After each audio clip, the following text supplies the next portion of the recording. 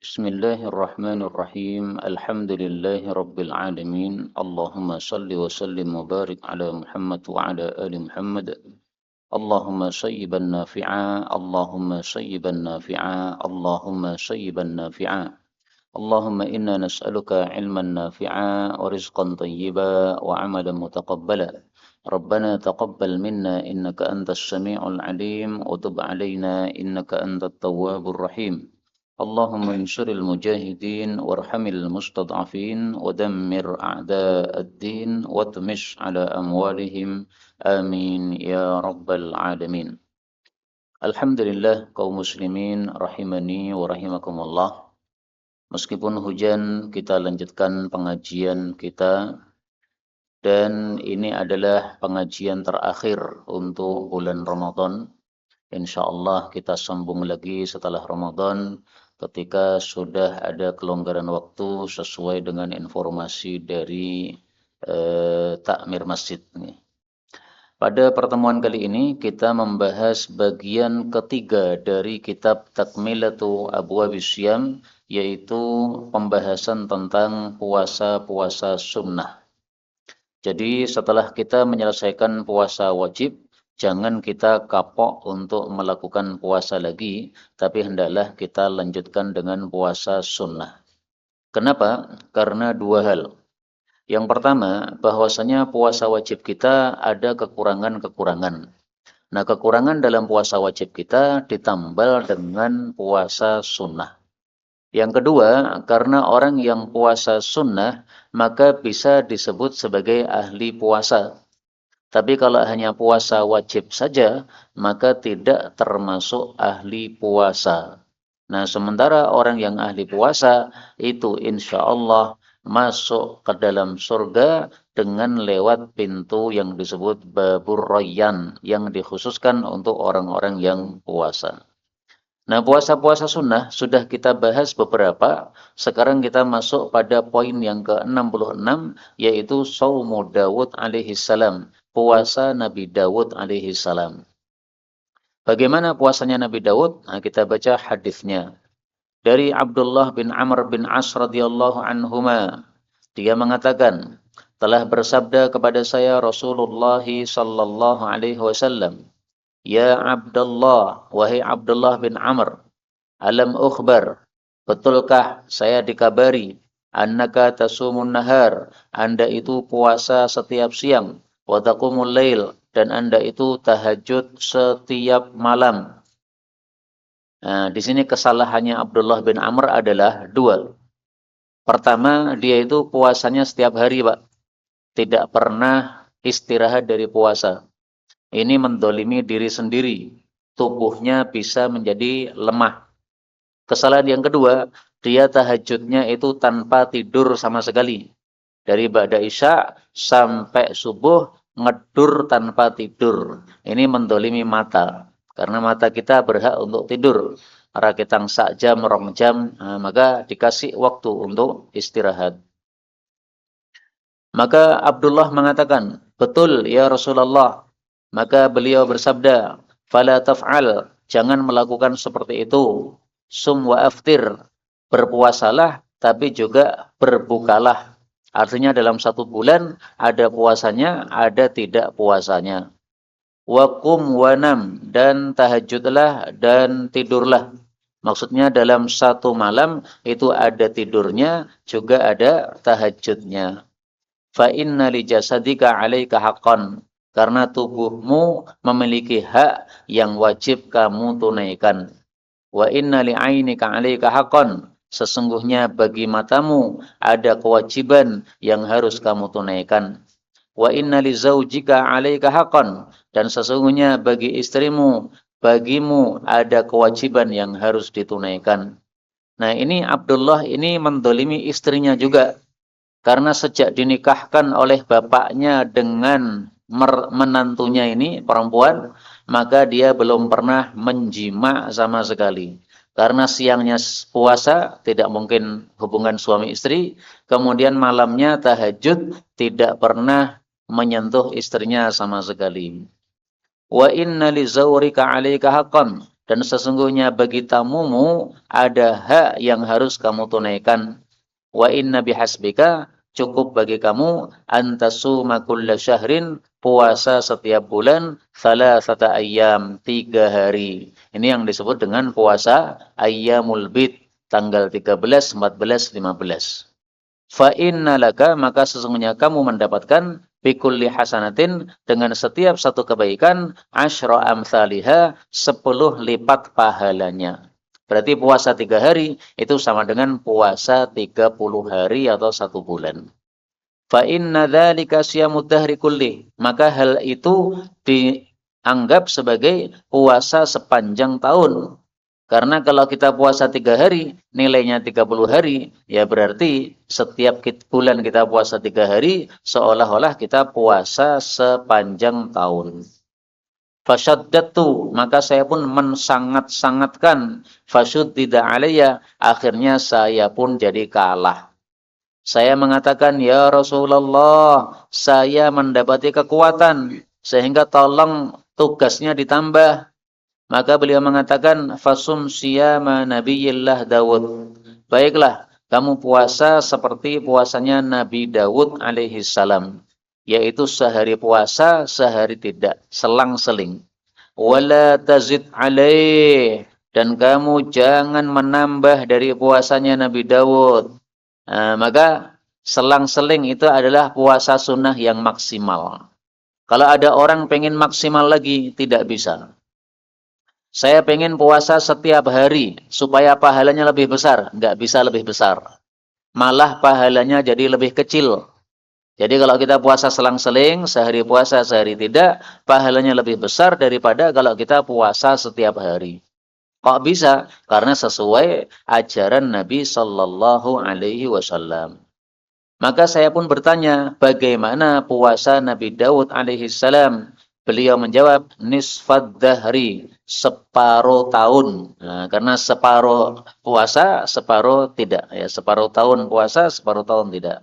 Maka Abdullah setelah itu, setelah tua, dia pun mengatakan, alangkah inginnya seandainya dulu saya menerima rukhsah atau keringanan dari Nabi Sallallahu Alaihi Wasallam, yaitu puasa 3 hari saja setiap bulan. Karena akhirnya setelah puasa, dia melakukan puasa Daud itu ternyata nggak kuat, Pak. Pas muda kuat, puasa Daud kuat. Tapi begitu sudah tua, sudah nggak kuat lagi. Nah, maka puasa atau amalan-amalan yang lain itu paling bagus istiqomah. Kalau kita bisa istiqomah sampai mati puasa Daud, ya bagus. Tapi kalau tidak bisa istiqomah sampai mati puasa Daud, ya paling bagus yang bisa kita mampu. Misalnya Senin Kemis sampai mati, ya itu lebih bagus daripada puasa Daud tapi akhirnya tidak sampai matinya.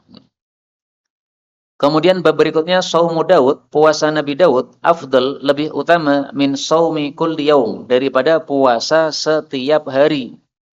Ini sudah saya sampaikan tadi ya, tapi dasarnya di sini. Dari dari Ibnu Amr dia mengatakan, Rasul sallallahu alaihi wasallam bersabda, fasum yauman wa aftir yauman. Puasalah sehari dan berbukalah sehari. Fadzalika siyamu Daud alaihi salam. Itulah puasanya Nabi Daud alaihi salam. Wa huwa afdalus siyam. Itulah puasa yang paling afdal. Kata-kata paling afdal dalam bab amalan itu maksudnya adalah paling besar pahalanya. Jadi mau puasa sunnah yang lebih besar pahalanya dari puasa Daud, nggak bisa. Maka saya mengatakan, saya mampu lebih afdal daripada itu. Maka Nabi Sallallahu Alaihi Wasallam tegas mengatakan, la afdala min dalik. Tidak ada lagi yang lebih afdal daripada puasanya Nabi Daud. Maka ini kelihatannya lucu, Pak. Ada orang puasa seperti Nabi Daud, ada orang puasa setiap hari. Pahalanya lebih besar yang puasanya seperti puasa Nabi Daud. Padahal yang puasa seperti puasa Nabi Daud, amalan puasanya lebih sedikit daripada yang puasa setiap hari. Tapi kok bisa yang puasa seperti Nabi Daud pahalanya lebih besar? Sebabnya dua. Yang pertama, karena seperti disabdakan oleh Nabi sendiri. Kalau sudah disabdakan Nabi, sudah kita manut sabda Nabi SAW. Yang kedua, bahwasanya orang yang puasa setiap hari, itu nanti akhirnya tidak keberatan puasa. Kenapa? Karena dengan sebab dia puasa setiap hari, dia sama dengan mengubah jadwal makan. Makannya jam 4 dan jam 6. Nah, kalau sudah rutin setiap hari begitu, akhirnya puasa itu seperti nggak puasa. Karena tubuh kita ini akan mengikuti rutinitas yang kita lakukan. Perut kita perut Jawa, makannya 3 kali. Kalau dikasih makan 2 kali, nggak cukup. Kenapa? Sudah terlanjur rutin makan 3 kali. Sementara saudara-saudara kita di Garut, ya, anak orang-orang Sunda makannya cuma 2 kali. Nah, sehingga melihat orang Jawa makan 3 kali agak heran, makan kok 3 kali. Ya. Mereka pagi-pagi itu nggak makan nasi, Pak, hanya makan ngaleet, yaitu makan lontong sedikit, ya, kemudian juga tambah gorengan. Dah itu saja, ya. Tapi ketika kita para santri-santri Jawa mondok di sana, mereka ngasih makan kita 3 kali. Karena mereka tahu bahwa orang-orang Jawa makannya 3 kali. Nah, demikian juga orang ini tadi. Puasa setiap hari, akhirnya nggak terasa lapar. Karena cuma ngubah jadwal makan saja tadi. Akhirnya pahalanya menjadi sedikit. Tapi kalau puasa Daud, ya, kita lapar sehari. Nah, besok kita tidak puasa lagi, kondisi tubuh normal lagi. Setelah itu kita puasa lagi, lapar lagi, terus lapar begitu, ya. Akhirnya pahalanya dibesarkan oleh Allah Subhanahu wa taala. Sampai di sini sudah selesai bab-bab tentang puasa sunnah. Kita masuk bab yang berikutnya, abwabu manuhiya an shaumi. Bab-bab tentang puasa-puasa yang dilarang. Jadi dalam Islam ada puasa yang terlarang. Maka Islam ini agama yang lengkap. Segala sesuatu sudah dibahas. Yang boleh bagaimana, yang sunnah bagaimana, yang wajib bagaimana, yang dilarang bagaimana, lengkap semuanya. Puasa ada yang dilarang. Mari kita baca contohnya apa? An-nahyu larangan an shaumil mar'atin nafla, wanita puasa sunnah bila izni ba'liha, tanpa izin dari suaminya. Nah, maka ini untuk ibu-ibu, kalau sudah punya suami, mau puasa sunnah, wajib izin kepada suami. Tanpa izin suami, maka hukumnya haram atau maksiat atau dosa. Malah dia tidak dapat pahala. Kenapa? Karena melanggar aturan Nabi Shallallahu Alaihi Wasallam. Tapi izin itu ada dua macam. Ada izin yang jelas, yaitu istri mengatakan, Mas saya puasa hari ini. Suaminya mengatakan, ya silahkan. Ada juga izin yang sudah mafhum, yang sudah dipaham. Suami sudah tahu istrinya itu sejak sebelum nikah sudah biasa puasa Senin Kemis. Kemudian setelah nikah, suaminya mengizinkan. Kamu kan biasanya puasa Senin Kemis. Nah, maka setelah menikah dengan saya, kalau mau lanjut silahkan. Nah, sudah, kalau sudah diizinkan seperti itu, tidak perlu minta izin lagi, karena izinnya sudah dipaham. Dari Abu Hurairah radhiyallahu anhu, bahwasanya Rasul sallallahu alaihi wasallam bersabda, la yahillu, tidak halal, berarti haram, lil mar'ah, bagi wanita, antasuma, bahwa dia puasa, yaitu puasa sunnah, wa zawjuha syahid, sementara suaminya hadir, tidak musafir, illa bi'ilnih, kecuali dengan izin suaminya. Hadis ini muttafaqun alaih, lafalnya diriwayatkan Bukhari. Abu Dawud menambahkan, ghaira Ramadan, selain puasa Ramadan, maka tidak perlu minta izin kepada suami. Kenapa? Karena puasa Ramadan wajib. Jadi kewajiban dari Allah itu lebih besar daripada kewajiban taat kepada suami. Taat kepada Allah di atasnya taat kepada suami. Nah, maka karena kewajiban puasa Ramadan itu dari Allah, sehingga tidak perlu minta izin kepada suami. Tapi kalau puasa sunnah, maka harus minta izin kepada suami terlebih dahulu. Kenapa? Karena melayani suami dalam bab ranjang, ini hukumnya adalah wajib, sementara puasa sunnah ini tadi hanya sunnah. Jadi dahulukan yang paling wajib, kemudian yang wajib, kemudian yang sunnah diakhirkan. Dan hadis ini ada ceritanya, Pak. Ada seorang perempuan datang ke majelis Nabi untuk wadul kepada Nabi. Ya Rasul, suami saya ini nakali saya. Kalau saya puasa sunnah, malah dia ngumpuli saya, akhirnya saya batal puasanya. Nah, maka kemudian Rasul Shallallahu Alaihi Wasallam tanya kepada suaminya, karena waktu itu suaminya juga ada di majelis. Wahai mas suami, apa yang kamu lakukan terhadap istrimu ini? Ya. Maka suaminya mengatakan, ya Rasulullah, saya ini suami yang masih muda, masih semangat, syahwat masih besar.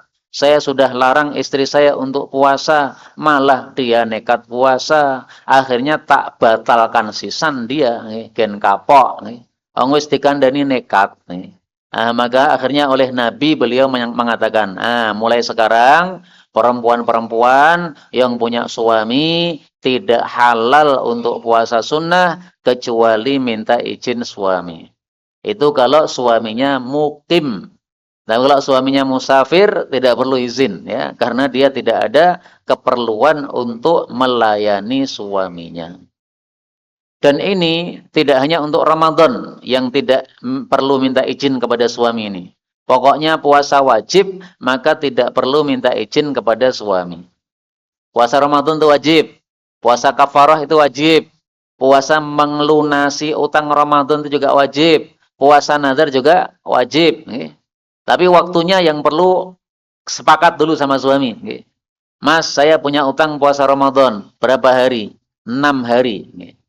Saya tak puasa ya, tanggal 2 Syawal sampai 7 Syawal. Oh iya, silahkan. Nah, kesepakatan dulu sama suami. Supaya suaminya tidak terganggu dengan sebab puasanya tersebut. Maka suaminya sudah siap karena dia sudah mengetahui istrinya ada kewajiban puasa. Berikutnya 69, tahrimu diharamkan saumil idain. Puasa 2 hari raya. Idul Fitri haram puasa, Idul Adha haram puasa. Kalau nekat puasa bagaimana? Pertama, dia tidak dapat pahala. Yang kedua, puasanya tidak sah. Yang ketiga, dia malah dapat dosa. Poso ning dosa. Kenapa? Karena melanggar aturan Nabi sallallahu alaihi wasallam. Dari Abu Sa'id Al-Khudri radhiyallahu anhu, bahwasanya Rasul sallallahu alaihi wasallam naha melarang an siyam yaumain, dari puasa 2 hari. Yang pertama yaumil fitri, hari raya Idul Fitri. Yang kedua yaumin nahri, hari raya Idul Adha. Nahar itu artinya menyembelih korban. Hadis muttafaqun alaih. Kaum muslimin rahimani wa rahimakumullah, dalam 1 tahun ada 360 hari yang haram untuk puasa, itu hanya 5 hari saja. Selain dari 5 hari ini, kalaupun dilarang, hukumnya hanya makruh, tidak sampai haram. Nah, sekarang dari 5 hari, sudah kita sebutkan 2. Idul Fitri sama Idul Adha. Tersisa 3 hari. Apa itu? Itu bab berikutnya, tahrimu saumi ayyamit tasyrik, haram puasa hari-hari tasyrik. Ayyami Mina, disebut juga hari-hari Mina, karena orang-orang haji sedang tinggal di Mina. Adapun disebut hari tasyrik, tasyrik itu artinya menjemur daging. Karena orang-orang pada tanggal tersebut biasanya menjemur daging yang sudah mereka sembelih kambingnya. Tanggal berapa ini? 11, 12, 13 Dzulhijjah. Dari Nubaisyah Al-Hudali radhiyallahu anhu berkata, Rasul sallallahu alaihi wasallam bersabda, ayyamut tasyrik, hari-hari tasyrik, tanggal 11, 12, 13 Dzulhijjah adalah ayyamu aklin wa syurbin, hari makan minum, wa dzikrillahi azza wajal, dan hari berzikir kepada Allah azza wajal. Nah, karena Nabi sudah menetapkan hari tasyrik adalah hari makan minum, maka tidak boleh kita puasa. Kalau kita puasa nekat, berarti melanggar aturan Nabi. Dikon mangan malah poso, kebalik. Sebaliknya juga, dikon poso malah mangan, kebalik juga. Jadi ada orang kebalik-balik. Dilarang puasa malah puasa, dilarang berbuka malah puasa. Dilarang berbuka malah berbuka, dilarang puasa malah puasa. Itu terbalik-balik seperti itu sebagian orang. Kaum muslimin rahimani wa rahimakumullah, hari tasyrik, selain hari makan minum, juga hari zikir. Makanya pada hari tasyrik kita disuruh untuk banyak-banyak takbiran. Imam-imam biasanya setelah salat 5 waktu dia mimpin takbiran. Namanya takbir apa? Takbir muqayyad. Muqayyad itu terikat waktunya dengan habis sholat 5 waktu. Boleh takbir mutlak tanpa terikat waktu, tapi sendiri-sendiri. Nah, kalau yang dipimpin imam itu namanya takbir muqayyad, 5 waktu sholat, selesai salam, kemudian istighfar 3 kali, kemudian Allahumma antas salam wa minkas salam, baru kemudian dipimpin takbiran oleh imam. Ya. Tapi tidak wajib. Seandainya imamnya tidak mimpin takbiran, ya nggak apa-apa. Berikutnya 71. Ar-rukhsah boleh fi shaumi ayyamit tasyrik, puasa hari tasyrik, lil mutamatti, bagi orang yang melakukan haji tamattu.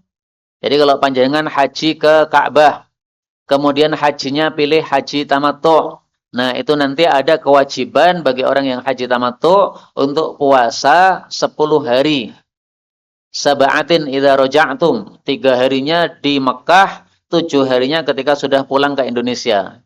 Nah, 3 hari puasa di Mekah, ini seandainya terpaksanya pada hari tasyrik, boleh. Tapi seandainya bisa sebelum itu, lebih bagus. Tapi nggak ada waktu yang lain, nah silahkan puasanya hari tasyrik. Nggak apa-apa. Dari Aisyah dan Ibnu Umar radhiyallahu anhuma, keduanya mengatakan, tidaklah diberi keringanan pada hari-hari tasyrik untuk puasa padanya, kecuali bagi orang yang tidak mendapati binatang hadiyu. Jadi orang yang haji tamattu tapi nggak bisa cari korban untuk disembelih, nah, diganti puasa 10 hari tadi. Tapi kalau dia punya korban untuk disembelih, ya dia nggak boleh puasa hari tasyrik tersebut karena sudah tercukupi dengan korbannya tadi. Ini hadis diriwayatkan oleh Al-Imam Al-Bukhari. Berikutnya, karahatu shaumil jum'ah, makruh puasa pada hari Jumat khassatan secara tersendiri. Jadi puasa Jumat tok itu makruh. Tapi nggak sampai haram, Pak. Karena tadi yang haram itu hanya 5 hari tadi. Idul Fitri, 1 Syawal, Idul Adha, 10 Dzulhijjah, sama 11, 12, 13 Dzulhijjah. Jadi yang haram cuma pada bulan Syawal sama bulan Dzulhijjah. Selain itu, larangannya sifatnya makruh. Dari Abu Hurairah radhiyallahu anhu, dari Nabi sallallahu alaihi wasallam bersabda, la takhussu, jangan mengkhususkan Lailatul Jum'ah, malam Jumat tok, biqiyamin min bainil layali, dengan tahajud sementara malam-malam yang lain tidak tahajud. Jadi enggak boleh tahajud hanya malam Jumat tok, enggak ada dalilnya, malah dilarang ya. Tahajud ya setiap malam. Wala takhussu, jangan mengkhususkan yaumal Jum'ah, hari Jumat, bisyamin dengan puasa, min bainil ayyam, dari hari-hari yang lain, illa ayyakuna fi saumin, kecuali kalau berada pada puasa yasumuhu ahadukum, yang sudah biasa dilakukan oleh seseorang. Jadi maksudnya puasa hari Jumat tok tidak boleh. Tapi kalau kebetulan bertepatan dengan puasa yang biasa kita lakukan bertepatan Jumat, nggak apa-apa. Misalnya kita biasa puasa Arafah, kemudian Arafahnya bertepatan Jumat, berarti puasa Jumat tok, boleh. Kita biasa puasa Asyura, Asyuranya bertepatan hari Jumat, maka puasa Jumat tok, boleh. Atau misalnya kita puasa Daud, nah, pas puasa Daud itu 1 hari puasa bertepatan Jumat, nggak apa-apa. Maka ringkasnya, dilarang khusus puasa Jumat itu kalau kita melakukannya karena Jumatnya. Tapi kalau kita melakukannya bukan karena Jumatnya, nggak apa-apa. Kenapa kamu puasa hari Jumat? Karena saya puasa Arafah, ini bertepatan Jumat. Oh, nggak apa-apa. Kenapa kamu puasa hari Jumat? Hari-hari sebelumnya nggak pernah puasa. Karena saya ngajar TK selain hari Jumat. Ngajar TK teriak-teriak, haus saya, nggak bisa puasa. Saya bisanya puasa hari Jumat tok, karena TK-nya libur. Nah, boleh puasa hari Jumat tok. Karena sebabnya bukan karena Jumatnya, tapi karena sebab yang lain, maka boleh. Berikutnya jawazu boleh shaumil Jum'ah, puasa hari Jumat, ma'a ghairiha, disertai dengan puasa hari lain. Hari lain maksudnya Kemis atau Sabtu. Dari Abu Hurairah radhiyallahu anhu, Rasul sallallahu alaihi wasallam bersabda, "La yasumanna, betul-betul jangan puasa ahadukum salah satu kalian yaumal jum'ah pada hari Jumat, illa ay yasuma yauman qablah, kecuali kalau puasa sehari sebelum Jumat yaitu Kamis, au yauman ba'dah atau sehari setelah Jumat yaitu Sabtu." Nah, jadi larangan puasa hari Jumat itu kalau Jumat tok. Tapi kalau Kamis Jumat nggak apa-apa. Jumat Sabtu nggak apa-apa.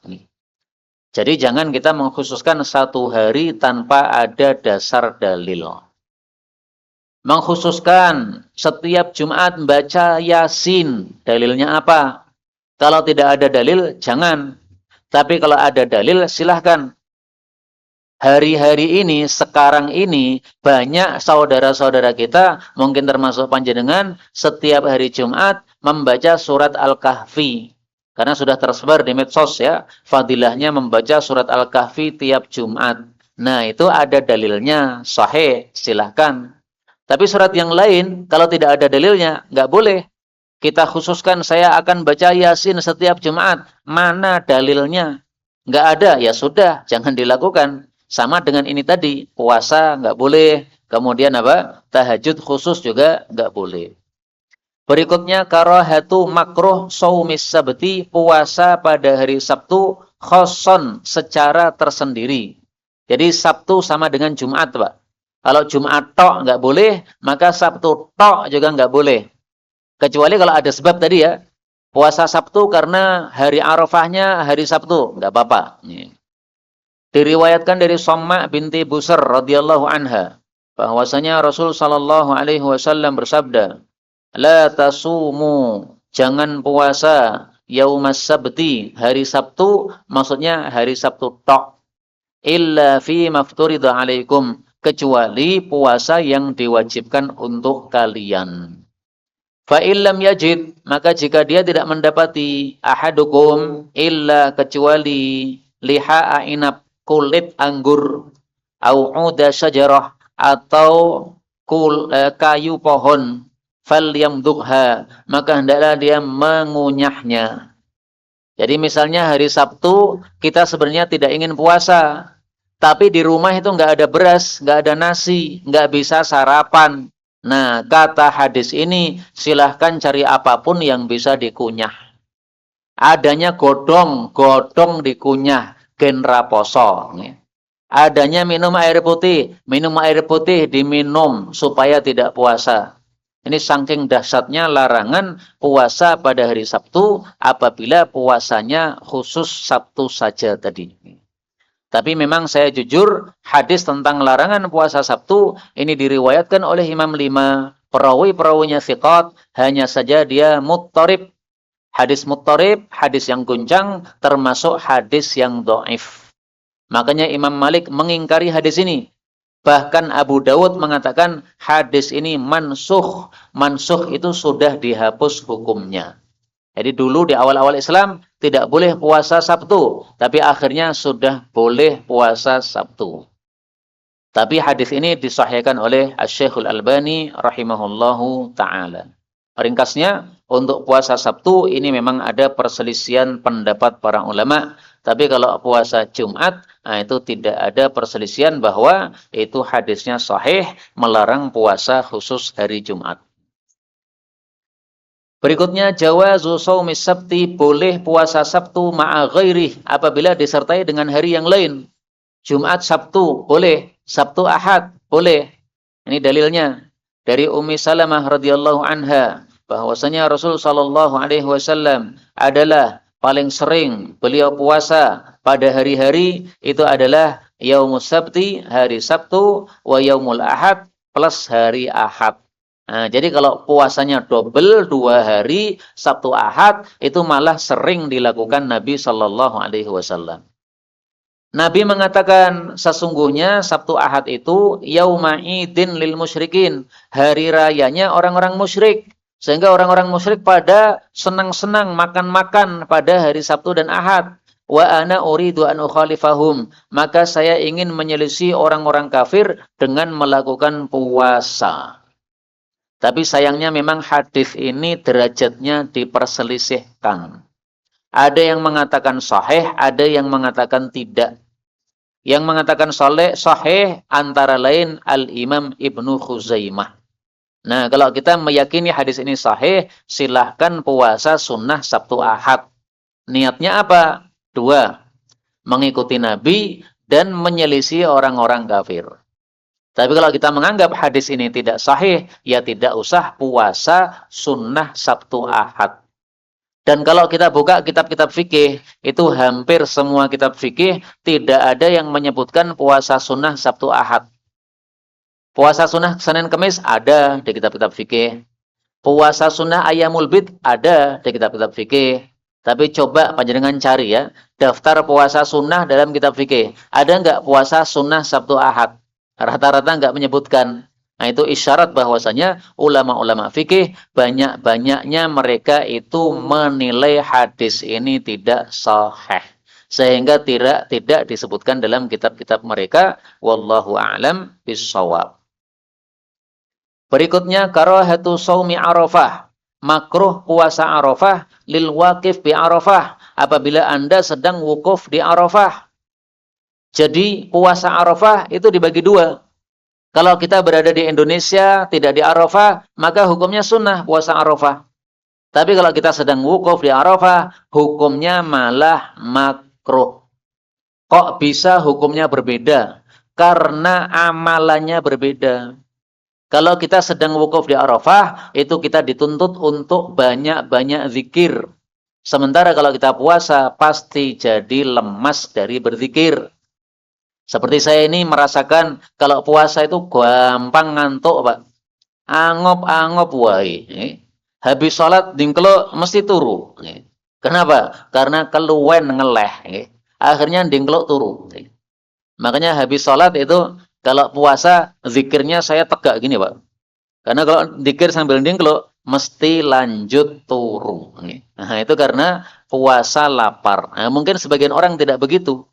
Nah, makanya orang yang wukuf di Arafah supaya zikirnya kenceng, maka dia disuruh tidak puasa. Kalau dia ngantuk, bisa minum kopi, zikir lagi kenceng lagi. Dari Abu Hurairah radhiyallahu anhu, bahwasanya Nabi Shallallahu alaihi wasallam melarang dari puasa hari Arafah dilakukan di Arafah. Hadis riwayat 5 selain Tirmizi, disahihkan Ibnu Khuzaimah Hakim, tapi dianggap mungkar oleh Uqaili. Jadi hadisnya masih diperselisihkan ulama, ada yang mensahihkan, ada yang mendhaifkan. Makanya kalau ada yang puasa di Arafah ya masih boleh, alias tidak sampai haram ya, hanya makruh, kurang bagus. Lebih bagusnya tidak puasa. Rasul sendiri ketika wukuf di Arafah, beliau itu ngambil susu, kemudian beliau minum. Supaya para sahabat-sahabat tahu semuanya bahwa Nabi di Arafah tidak puasa. Kaum muslimin rahimakumullah, saya belum pernah wukuf di Arafah karena saya belum haji. Makanya doa saya untuk saya dan panjenengan semuanya, mudah-mudahan semua kita diberi kesempatan oleh Allah haji mabrur dan umrah yang makbul. Amin ya rabbal alamin. Yang penting niat dulu, Pak. Sampai mati haji atau tidak, itu urusan Allah. Tapi kalau sudah kita niatkan, maka sudah dapat pahalanya, meskipun belum sampai melakukan sampai akhir hayat kita. Itu urusannya serahkan sama Allah subhanahu wa ta'ala. Berikutnya, karahatu shaumi kulli yaum. Makruh puasa setiap hari. Wa huwa shaumul abad, yang disebut dengan nama puasa abadi. Jadi puasa abadi itu tidak bagus. Makruh. Bolehnya boleh, tapi makruh tidak bagus. Dari Abdullah bin Umar radhiyallahu anhuma, Rasul sallallahu alaihi wasallam bersabda, la shoma, sama dengan tidak puasa, man shomal abad, orang yang puasanya abadi setiap hari. Hanya saja puasa abadi ini diperselisihkan oleh para ulama. Apa maksudnya? Ada yang mengatakan puasa abadi itu adalah kalau sepanjang tahun kita puasa terus tanpa berhenti belas. Termasuk Idul Fitri puasa, Idul Adha puasa, hari tasyrik puasa. Nah, itu puasa abadi. Tapi kalau seandainya dalam satu tahun itu 5 hari kita tidak puasa, meskipun setiap harinya selain itu puasa terus, itu tidak termasuk puasa abadi. Nah, maka ada dua tafsiran seperti ini. Tapi ringkasnya gini, kalau puasa abadi kita tafsirkan dengan tafsiran yang pertama, yaitu puasa dalam 1 tahun full penuh, hukumnya haram. Tapi kalau kita tafsirkan puasa abadi dengan tafsiran yang kedua, puasa setiap hari selain 5 hari yang haram tadi, maka hukumnya hanya makruh saja, tidak sampai haram. Karena itu lebih bagusnya kita tidak puasa setiap hari, tapi mentoknya maksimalnya adalah seperti puasa Daud sebagaimana tadi sudah kita bahas. Berikutnya, abwabul i'tikaf, tentang i'tikaf. Wa hikmatuhu, dan hikmah dari i'tikaf adalah qat'ul alaik 'anil khalaik. Memutus hubungan dari para makhluk. Ini tujuannya i'tikaf, Pak. Supaya kita fokus ibadah kepada Allah. Sehingga tidak banyak-banyak ngobrol dengan manusia. Tidak banyak-banyak hubungan atau interaksi dengan manusia. Karena itu kalau kita sedang i'tikaf, tapi kita membawa HP. Dan pendak-pendak hubungan dengan orang lewat WA. Maka hikmahnya i'tikaf itu kurang sempurna. Sehingga paling bagus kalau memang kita niat betul-betul i'tikaf, HP-nya ditaruh di rumah saja. Atau HP-nya dimatikan. Kapan dihidupkan? Sekali saja dihidupkan. Misalnya habis subuh dihidupkan, barangkali ada teman-teman yang menghubungi yang penting. Nah, dijawab. Udah dijawab semuanya, selesai, matikan lagi. Itu kalau memang betul-betul mau i'tikaf yang sempurna. Fadlu qiyami Ramadan bisyartih. Fadilah qiyam Ramadan dengan syaratnya.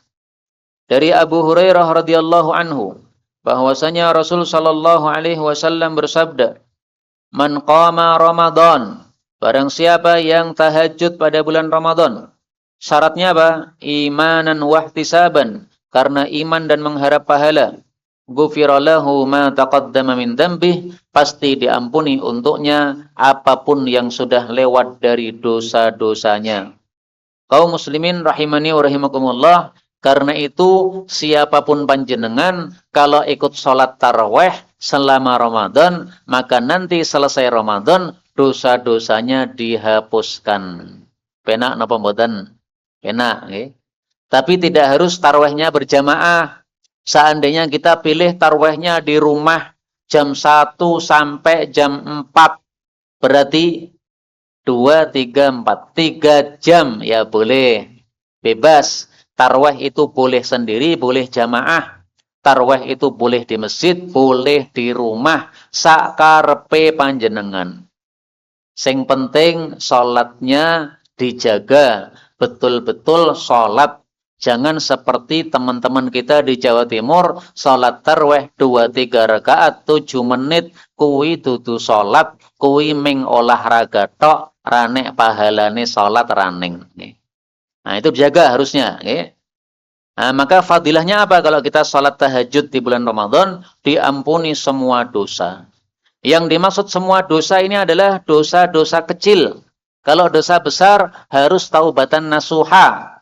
Ada orang kerja di bank, ikut sholat tarawih, Ramadan selesai, dosa riba tetap ada. Kecuali kalau dia meninggalkan pekerjaan ribanya tadi. Cari kerja lain, setelah dapat, silahkan banknya ditinggalkan. Gen ora bangkrut. Karena bank itu menyebabkan bangkrut di akhirat. Karena adanya riba di dalamnya. Berikutnya al-mujahadah, sungguh-sungguh ibadah fil ashril awakhir, pada 10 hari terakhir Ramadan. Jadi Ramadan itu unik, Pak. Yang paling akhir itu yang paling afdol. 10 pertama, 10 kedua, 10 ketiga, yang paling afdol 10 ketiga. Kenapa? Karena di situ ada Lailatul Qadar. Seandainya tidak ada Lailatul Qadar, maka derajatnya sama dengan 10-10 yang sebelumnya. Dari Aisyah radhiyallahu anha, adalah Rasulullah sallallahu alaihi wasallam jika sudah masuk 10 akhir Ramadan, maka beliau itu melakukan 3 hal. Yang pertama, mengencangkan sarung. Sarung dikencangkan maksudnya tidak dilepas untuk hubungan suami istri. Apakah haram hubungan? Tidak haram. Tapi Nabi sangat sungguh-sungguh ibadah sehingga tidak sempat hubungan suami istri. Tafsiran yang kedua, mengencangkan sarung itu hanyalah bahasa kiasan. Maksudnya sungguh-sungguh ibadah. Tapi dua tafsiran ini sama-sama benarnya. Saking beliau sungguh-sungguh ibadah, akhirnya tidak lepas sarung, tidak hubungan suami istri. Karena sudah lupa sama istrinya, karena waktunya habis untuk melakukan sholat tahajud. Yang kedua yang beliau lakukan, ahya lailahu, menghidupkan malamnya. Menghidupkan dengan apa? Apakah menghidupkan dengan menjenguk orang sakit? Tidak. Apakah menghidupkan dengan bagi-bagi sembako kepada tetangga-tetangga pada malam itu? Tidak. Apakah menghidupkan dengan amal soleh yang lain? Enggak. Menghidupkannya dengan sholat tahajud dan membaca Al-Quran di dalam sholat tersebut. Karena itu para ulama kita mengatakan amalan yang paling dituntut pada 10 akhir Ramadan itu hanyalah 2 tok. Satu, salat tahajud. Otomatis di dalamnya ada tilawah Quran. Yang kedua, doa kepada Allah Subhanahu wa taala. Allahumma innaka afuwun tuhibbul afwa fa'fu anna. Nah, maka ini bisa kita terapkan dalam satu amalan ya. Baca Quran di dalam salat. Boleh, Pak? Jadi pas salat kita buka Quran boleh. Salatnya salat sunnah, salat tahajud. Selesai salat 2 rakaat, salam, doa. Allahumma innaka afuwun tuhibbul afwa fa'fu anna. Dibaca berapa kali terserah. Mau 100 kali boleh, 30 kali boleh, silahkan. Salat lagi. Baca Quran lagi. Tidak harus dengan berdiri salatnya. Dengan duduk juga enggak apa-apa. Quran dibuka, ditaruh di atas bantal. Kemudian kita salatnya duduk, genra kesel. Boleh. Nah, itu namanya menghidupkan malam. Tidak tidur. Untuk apa? Tahajud terus, tahajud terus, tahajud terus. Enggak ada batasnya. Batasnya berapapun bebas. Mau sholat berapa rakaat silahkan.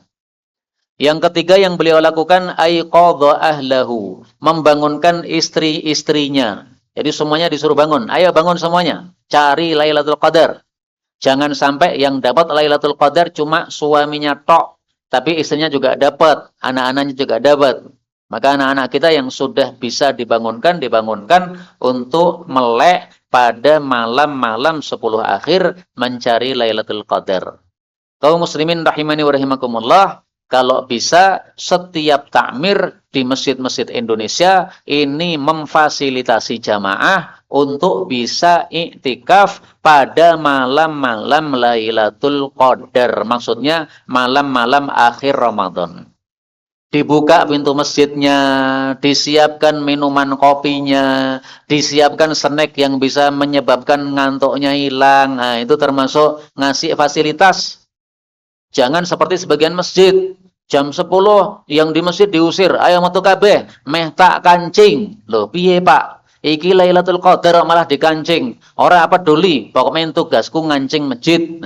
Nah, ini berarti kurang bagus takmirnya. Tidak membedakan antara malam-malam akhir Ramadan dengan malam-malam yang lain. Kalau malam-malam yang lain dikancing karena banyak maling, silahkanlah.